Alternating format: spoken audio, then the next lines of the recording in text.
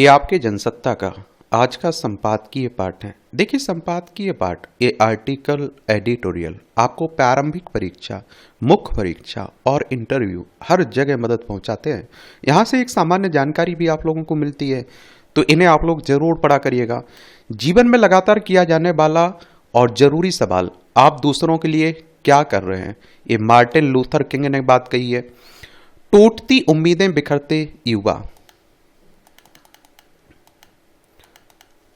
ये आप देखें विश्व के कुछ सर्वेक्षणों में कहा गया है कि भारत एक युवा देश है, मगर यहां पर लोगों को काम की आदत नहीं है और लगभग आधी जनसंख्या देश के सकल घरेलू उत्पादन में कोई योगदान नहीं देती है। और इसमें बुजुर्ग शामिल हैं, तो वो वे महिलाएं भी जो घर और बाहर दोनों जगह मोर्चा संभाले रही हैं। और अफसोस की है कि उन्हें अपने ही खेतों या घरों में काम करने का कोई भुगतान नहीं किया जाता है। देश की आधी जनसंख्या कार्य योग्य है, लेकिन उसे सही ढंग से काम नहीं मिलता। यह सचमुच निराशाजनक है और इस देश में रोजगार की कोई गारंटी नहीं है, अलबत्ता ये भूख से ना मरने देने की गारंटी अवश्य है। और इसीलिए तो आप देख रहे हैं कि 80 करोड़ लोगों को फ्री खाद्यान्न देना पड़ रहा है। अपने चुनावी एजेंडे से सत्तारूढ़ होने की इच्छा रखने वाली राजनीतिक पार्टियां प्रायः उनकी अनुकंपा से सत्ता की थाल सजाती रहती हैं। वहीं युवा पीढ़ी देश की सीमा से निकलकर और प्रवासी बनकर अपनी जिंदगी संवारने के सपने देखती है। जबकि अब अमेरिका में राष्ट्रपति डोनाल्ड ट्रंप के सत्तारूढ़ होने के बाद नौजवानों का विदेशी धरती पर जाना और स्थायी नागरिकता पाना कठिन हो गया है। और वहां जो गए अब उन्हें अवैध प्रवासी बताकर बेरंग लौटाया जा रहा है। डिग्रीधारी नौजवानों के सामने किस कदर चुनौती है, इसे समझा जा सकता है।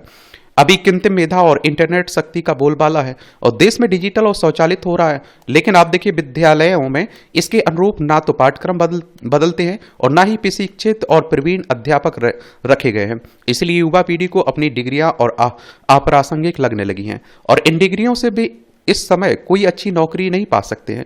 नतीजा भी पराजित और अवसादग्रस्त यानी कि डिप्रेशन में महसूस कर रहे हैं। कुछ समय बाद वे खुद को नशे के दलदल में पाते हैं और इससे वे बाहर नहीं निकलते क्योंकि उन्हें कोई विकल्प नजर नहीं आता है। आंकड़े भी बताते हैं कि देश में आत्महत्या के मामले बढ़े हैं और इनमें किसान हैं जो तो नौजवान भी है और जिन्हें मेहनत करने पर भी बेहतर जिंदगी नहीं मिलती है।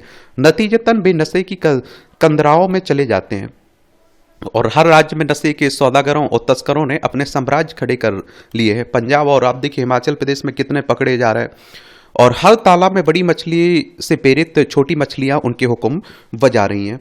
पंजाब हरियाणा उच्च न्यायालय के अनुसार हम इस देश की युवा शक्ति को जिंदा लाश नहीं बनने दे सकते हैं। अभी हाल यह है कि चाहे हरियाणा हो या हिमाचल प्रदेश, राजस्थान हो, दिल्ली हो या फिर पंजाब हो, सब जगह बड़ी संख्या में नौजवान नशे की गिरफ्त में आ रहे हैं। डॉन की सहायता से घुसपैठ कर नशीले पदार्थों के पैकेट गिराए और पहुंचाए जाते हैं। हैरत की बात है कि जेलों में बंद माफिया और तस्कर भी इस अवैध व्यापार में शामिल हैं, मगर सब आंखें मूंदे हुए हैं। आखिर इस नशेबाजी को बढ़ावा देने के पीछे कौन लोग हैं? इस साठगांठ में शामिल काली भेड़ें प्रशासनिक और राजनीतिक व्यवस्था में सरेआम विचरती है और आप देखिए मगर चौकसी करने वालों को ये दिखाई नहीं देती और इस तरह नशे का कारोबार लगातार फलता फूलता है। और नौजवान आप देखते हैं कि नशे के एक शिखर से दूसरे शिखर तक छलांग लगाते हुए अपने आप को मौत के हवाले कर देता है। और पिछले दिनों पंजाब में नशे के विरुद्ध महाअभियान चलाने का प्रण लिया गया। पुलिस बल जगह जगह लगातार छापे मार रहे हैं और इस छापामारी में न केवल करोड़ों के नशीले पदार्थ बरामद हुए बल्कि कई बड़े तस्कर भी पकड़े गए हैं और इस अभियान को 1 महीना हो चुका है। देख लीजिए एक बार पंजाब को भी आप लोग देखिए। हमारा प्यारा भारत है, पंजाब है चंडीगढ़ इसकी राजधानी है, हरियाणा है चंडीगढ़ इसकी राजधानी है, हिमाचल प्रदेश की राजधानी शिमला आप लोगों को देखने को मिलेगा, ये राजस्थान है, ये मध्य प्रदेश है, उत्तर प्रदेश है, ये गुजरात आपको देखने को मिलेगा। इन सब राज्यों के बारे में भी याद रखा करिएगा, क्वेश्चंस पूछ लेता है। और अब तक इस नशा विरोधी अभियान में जिसे शुरू में इसे ऑपरेशन सील नाम दिया गया और इस दौरान 2384 प्राथमिकी दर्ज की गई। अभियान के तहत 4142 तस्कर गिरफ्तार किए गए और 146.3 किलोग्राम हीरोइन जब्त हुई है। और इसके साथ अफीम, चूरा, पोस्त और नशीली गोलियां आदि पकड़ी गई हैं। पंजाब पुलिस तस्करों की अवैध संपत्तियों पर बुलडोजर कार्रवाई कर रही है। पहले जब पंजाब के कुछ सांसदों ने इस कार्रवाई पर सवाल किया था, लेकिन बाद में इसका समर्थन कर दिया है। इस कार्रवाई के बाद और नशे को जड़ से उखाड़ने का संकल्प करने के बावजूद जो भी तस्कर पकड़े जाते हैं और उनमें से दंडित होने वालों की संख्या बहुत कम है, और इसलिए अब कानून का अनुपालन तेजी से करना होगा ताकि समाज को बर्बाद करने वाले तस्करों को जल्द सजा मिले और इससे दूसरों को भी सबक मिलेगा। अभी नशे के सौदागरों के जो अड्डे सामने आए हैं उनमें से कुछ तो स्कूल में भी पाए गए हैं, और यह बात नहीं है कि हरियाणा या हिमाचल प्रदेश में नशीले पदार्थों की वजह से बर्बादी कम हो रही है। अभी हरियाणा के मुख्यमंत्री भी नशे के विरुद्ध एक कार्यक्रम का आयोजन किया था, और हिमाचल में चौंकाने वाली बात यह है कि वहां कुछ इलाकों में तो तस्कर गिरफ्तार किए गए, उनमें से 90% नशे का धंधा कर रहे थे। और प्रतिदिन सीमा पार से तस्करी करने वाले गिरोह के भंडाफोड़ होते हैं, केवल पंजाब में नहीं बल्कि राजस्थान की सीमा तक से, और इसको चाहे सभी राज्य एक चुनौती के रूप में स्वीकार कर रहे हैं, और लेकिन पंजाब ने तो इसे अपने पिखंड एजेंडे में रखा हुआ है। प्रमुख एजेंडे में कोई दो मत नहीं है कि पूरी तरह नशा उन्मूलन कर दिया जाए तो पंजाब में के नौजवान अपनी शक्ति का सही इस्तेमाल कर सकेंगे। और जब नशा विरोधी मुहिम का हम मूल्यांकन करते हैं तो पाते हैं कि इस मुहिम में जिन्हें बड़ी मछलियां कहा जाता है उन पर तो हाथ नहीं डाला जाता है। इसके अलावा पंजाब और राजस्थान जैसे इलाकों में अवैध शराब निकालने का धंधा भी बड़े जोर शोर से किया जाता है, और आप देखिए छोटी छोटी मछलियों को पकड़ लिया जाता है और उसका श्रेय लिया जाता है। अभी आपने देखा है पंजाब में एक महिला कांस्टेबल लड़की ने, आप देखते वो भी अपनी गाड़ी में तस्करी कर रही थी नशीले पदार्थों का, बाद में गिरफ्तार हुई और उसे सस्पेंड किया गया, जो भी कार्रवाई हुई हो।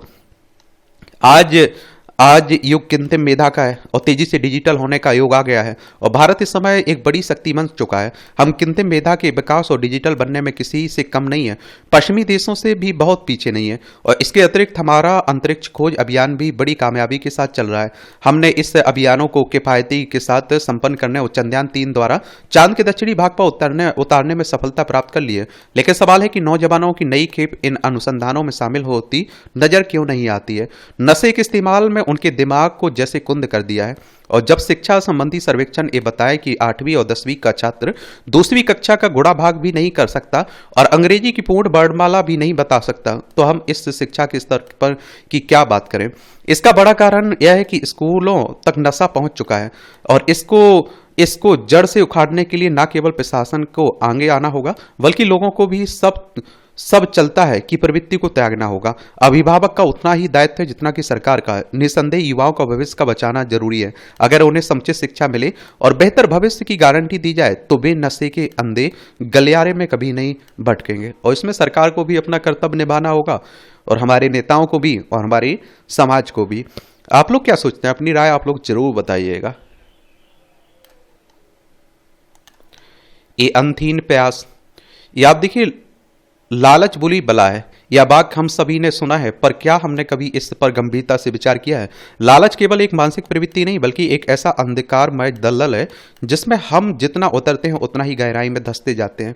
इस समय आप देखिए कि साइबर फ्रॉड चल रहा है, और आप देखते हैं बड़े पढ़े लिखे समझदार लोग भी लुट जा रहे हैं, और डेली आप देख रहे हैं कि हमारी सरकार जागरूक भी कर रही है, फिर भी लोग डेली लुट भी जा रहे हैं, डेली फंस भी जा रहे हैं। समझ रहे हैं आप लोग? यह एक ऐसी आग है जो जलाने वाले को ही राख कर देती है, और लालच में फंसते हैं सबसे ज्यादा। बड़े बड़े लालच दिए जाते हैं और वो उसमें फंस के रह जाते हैं। लालच की कोई सीमा नहीं होती है, और यह इंसान को हमेशा और अधिक पाने की चाह में उलझाए रखता है। यह एक ऐसा मायाजाल है जो व्यक्ति को सुख और संतोष से दूर कर देता है। महात्मा गांधी ने कहा था कि जो संतोषी है वही अमीर है, जो लालची है वह सदा दरिद्र है। इस कथन में जीवन का गूढ़ सत्य छिपा है। जो व्यक्ति अपने पास उपलब्ध साधनों में संतोष करता है वही वास्तव में सुखी होता है, जबकि जो लालच के जाल में फंस जाता है वह कभी भी वास्तविक आनंद प्राप्त नहीं कर पाता है। लालच की प्रवृत्ति मनुष्य को कभी संतुष्ट नहीं होने देती, और यह उस प्यास की तरह है जो नदियों में मिलकर भी नहीं बुझती। एक व्यक्ति जो सोचता है कि काश मेरे पास 10,000 रुपए होते, इसके बाद अगर किन्हीं हालात में उसे 10,000 मिल जाए तो वह सोचता है कि अब 1 लाख चाहिए। इसके बाद भी उसकी इच्छा नहीं थमती, फिर गाड़ी, बंगला, शान और शौकत की भूख उसे सताने लगती है। यह भूख अमीर और सबसे अमीर व्यक्ति में भी समान रूप से पाई जाती है, और यह अंतहीन दौड़ है और जिसमें इंसान भागता रहता है और पर मंजिल कभी नहीं मिलती है। लालच इंसान को आत्मिक शांति से दूर कर देता है और उसे भौतिक सुखों की अंधी दौड़ में धकेल देता है, और इसलिए जीवन में संतोष को अपनाना ही सच्चा सा धन है, और क्योंकि असली संपत्ति धन नहीं बल्कि मन की तृप्ति है।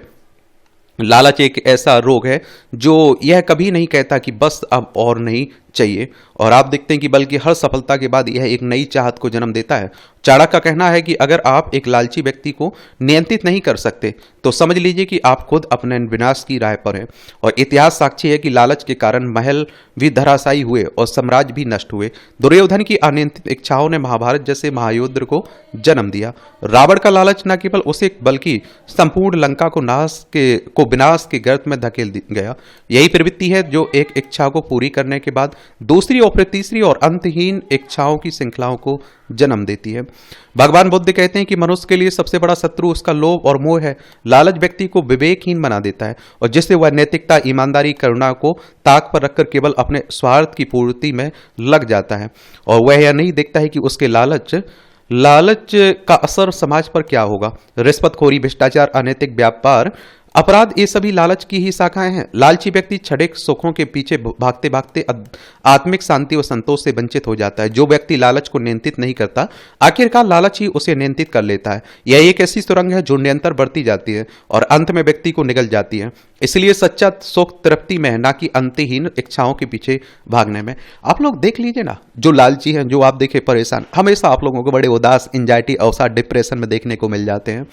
एक समय था जब लोग अपनी जरूरतें पूरे करने के लिए मेहनत करते थे, पर आज दुनिया में चाहते जरूरतों में से बड़ी हो गई हैं। मनुष्य आवश्यकताओं को पूरा करने के लिए बजाय अनावश्यक, आप देखते हैं कि क्या अनावश्यक इच्छाओं के पीछे भागने लगा है। पैसा कमाना बुरा नहीं है, लेकिन अगर वह इंसानियत और नैतिकता को ताक पर रखकर अर्जित किया जाए तो वह धन अभिशाप बन जाता है। यह सत्य है कि धन आवश्यक है, पर जब वह जीवन का अंतिम लक्ष्य बन जाता है तब विनाश का कारण बनता है।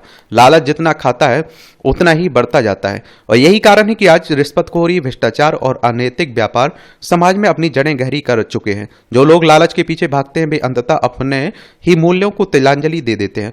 उन्हें यह समझना चाहिए कि असली सुख बाहरी वस्तुओं में नहीं बल्कि आंतरिक संतोष में है। स्वामी विवेकानंद का कहना है कि जो मिला उसमें संतोष करो, और क्योंकि इच्छाएं समुद्र की लहरों की तरह हैं जो कभी नहीं रुकती हैं। यह कथन हमें यह सिखाता है कि इच्छाओं की कोई सीमा नहीं होती है, और जो व्यक्ति अपनी इच्छाओं पर काबू नहीं पा सकता वह कभी भी वास्तविक सुख नहीं पा सकता। यह संसार अनमोल है, पर हम उसे तुच्छ इच्छाओं के बोझ से बोझिल कर देते हैं। हमें यह समझना होगा कि संतोष ही सबसे बड़ी पूंजी है। एक गरीब किसान जो दिन भर मेहनत करता है और रात को चैन की नींद सोता है, वह वास्तव में किसी अमीर व्यक्ति से अधिक सुखी होता है जो अपार धन संपत्ति होते हुए भी रातों को चैन से सो नहीं पाता है। हालांकि इससे गरीब व्यक्ति का अभाव की दुनिया और तकलीफों को सही नहीं ठहराया जा सकता है, मगर लालच व्यक्ति को हमेशा बेचैन रखता है। वह उसे हमें अपने ही बनाए जाल में फंसा देता है। इसी संदर्भ में कबीर ने कहा है कि साईं इतना दीजिए जामे कुटुंब समाए, मैं भी भूखा ना रहूं, साधु ना भूखा जाए। और इस दोहे में संत कबीर ने यह संदेश दिया कि जीवन में उतना ही पाना चाहिए जितना हमें और हमारे समाज को उचित रूप से जीवित रख सके। अगर हर व्यक्ति इस सोच को अपनाए तो समाज में ईमानदारी, प्रेम, करुणा का संचार होगा। लालच से मुक्त होकर जीवन में ही असली आनंद है। जीवन में धन कमाना आवश्यक है, पर नैतिक मूल्यों के साथ संतोष और सद्गुणों से परिपूर्ण जीवन ही सच्ची संपत्ति है, और वही हमें आंतरिक शांति प्रदान कर सकता है। बाकी आप लोग देख ही रहे हैं, समाज को बड़े नजदीक से आप लोग देखते हैं। आप लोग क्या सोचते हैं, अपनी राय आप लोग जरूर बताइएगा। ये आप देखिए, शुल्क पर संग्राम, अमेरिका ने जो टैरिफ लगाया ना उसी की बात हो रही है। अमेरिका की जवाबी शुल्क नीति का असर अब दुनिया के बाजार में दिखने लगा है। खुद अमेरिकी बाजार का रुख नीचे की तरफ हो गया है। राष्ट्रपति डोनाल्ड ट्रंप ने जैसे ही विभिन्न देशों पर लगने वाले जवाबी शुल्क की सूची जारी की, वैश्विक बाजार डगमगाने लगे। शुक्रवार को डाउ जोन्स, नैस्डैक और S&P 500 में औसतन करीब 6% की गिरावट देखी गई। यह गिरावट सभी क्षेत्रों में जारी रही। उसका असर भारतीय शेयर बाजार में भी देखा गया, और विशेषज्ञ मानते हैं कि अगर यही रुख बना रहा तो दुनिया में बहुत जल्दी मंदी का दौर हो जाएगा, और वैश्विक शेयर बाजार इतनी बड़ी गिरावट कोरोना के बाद पहली बार देखी गई। उधर जिन देशों पर अमेरिका ने परस्पर शुल्क लगाया वे भी जवाबी शुल्क लगाने को तत्पर हैं। चीन ने तो तत्काल अपनी प्रतिक्रिया देते हुए उतना ही शुल्क लगा दिया जितना अमेरिका ने उस पर लगाया, और इस तरह शुल्क संग्राम शुरू होने की आशंका बढ़ गई। स्वाभाविक है ही इस अमेरिकी नीति का वैश्विक अर्थव्यवस्था पर असर पड़ेगा, और जिसकी शुरू से ही आलोचनाएं हो रही है। शेयर बाजार में गिरावट का अर्थ है कि अर्थव्यवस्था को लेकर निवेशकों का भरोसा कमजोर हुआ है, और जिन निवेशकों ने अमेरिकी फेडरल की दरें बढ़ने के चलते भारतीय पूंजी बाजार से पैसे निकालकर अमेरिकी बाजार में लगाना शुरू कर दिया था, उन्होंने भी पैसा निकालना शुरू कर दिया। दरअसल पारस्परिक शुल्क की वजह से अमेरिकी बाजार में पूंजी का प्रभाव ठहर जाने, उत्पादन कमजोर होने और तेजी से महंगाई बढ़ने की आशंका गहराने लगी है। खुद अमेरिका कई चीजों के उत्पादन में दूसरे देशों पर निर्भर है, इसलिए उन पर शुल्क बढ़ेगा तो अंतिम रूप से वस्तुओं की कीमतें बढ़ेंगी।